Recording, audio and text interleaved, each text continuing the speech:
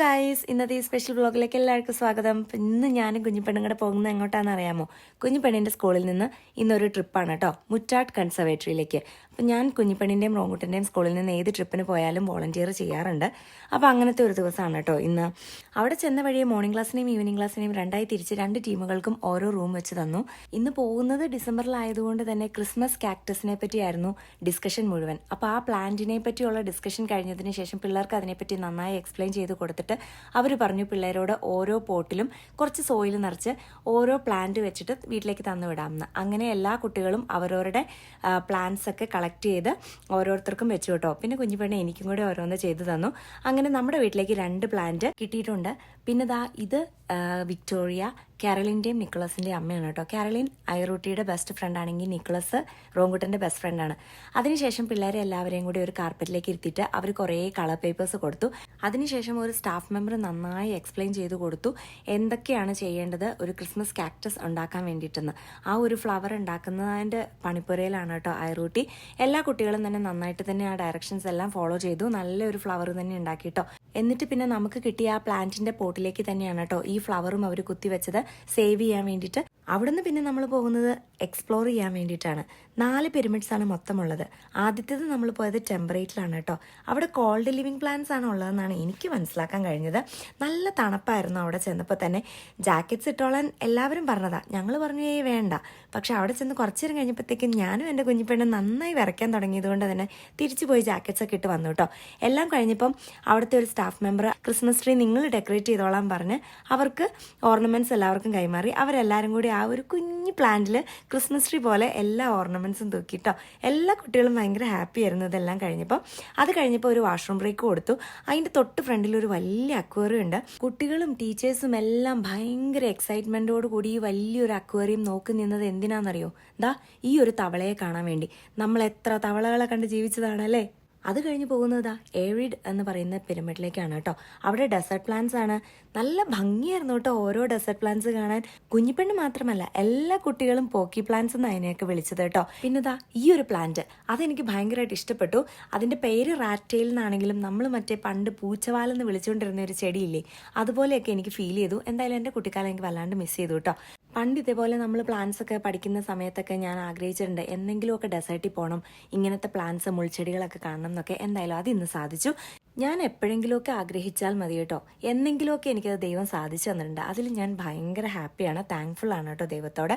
അതിനുശേഷം നമ്മൾ നേരെ പോകുന്നത് മ്യൂസിക്കൽ ഇൻസ്ട്രുമെന്റ്സ് കാണാൻ വേണ്ടിയിട്ടാണ് കേട്ടോ. ഈ മ്യൂസിക്കൽ ഇൻസ്ട്രുമെന്റ്സ് എല്ലാം ഉണ്ടാക്കിയത് മാൻമെയ്ഡ് ആണ്. അതേപോലെ തന്നെ ഇവിടെ തന്നെയുള്ള ഒരു മരത്തിന്റെ കൊമ്പ് വെച്ചിട്ടാണ് കേട്ടോ ഈ മ്യൂസിക്കൽ ഇൻസ്ട്രുമെന്റ്സ് എല്ലാം തന്നെ ഉണ്ടാക്കിയത്. നല്ല രസമായിരുന്നു. കുട്ടികളെല്ലാം പാട്ടൊക്കെ പാടി എൻജോയ് ചെയ്തു കേട്ടോ. മേരി ക്രിസ്മസിന്റെ സോങ് ആയിരുന്നു അവർ പാടിയത്.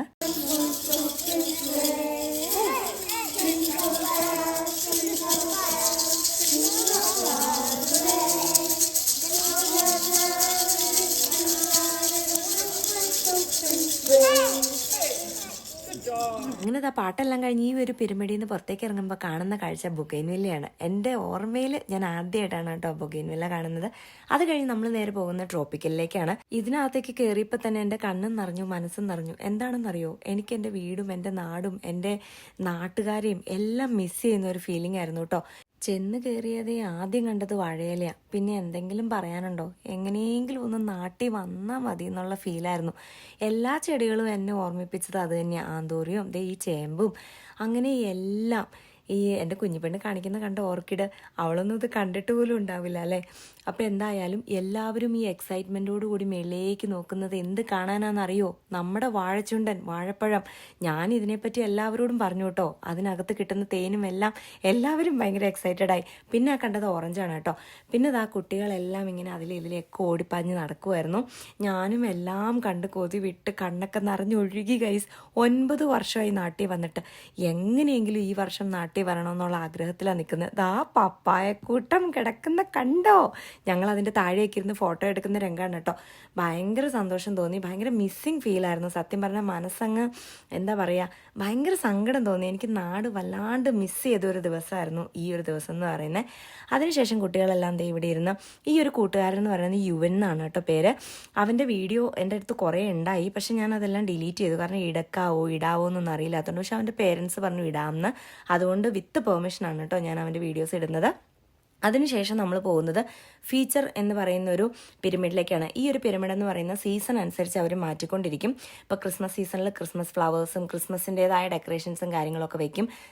അതുപോലെ തന്നെ സ്പ്രിങ്, ഫാള്, സമ്മർ ഇതെല്ലാം ഓരോ സീസൺ അനുസരിച്ച് അവർ മാറ്റിക്കൊണ്ടിരിക്കും കേട്ടോ. അതെ, ഇപ്പോൾ ക്രിസ്മസിൻ്റെ ഈ ഫ്ലവേഴ്സും കാര്യങ്ങളൊക്കെ നല്ല രസമുണ്ടല്ലേ കാണാൻ.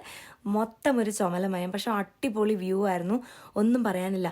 പിന്നെ ഞാനും എൻ്റെ കൂടെ ഉണ്ടായിരുന്ന കുട്ടികളും എല്ലാവരും നോക്കി നിന്നത് ഈ ഒരു ഫിഷ് ടാങ്ക് മാത്രമാണ്.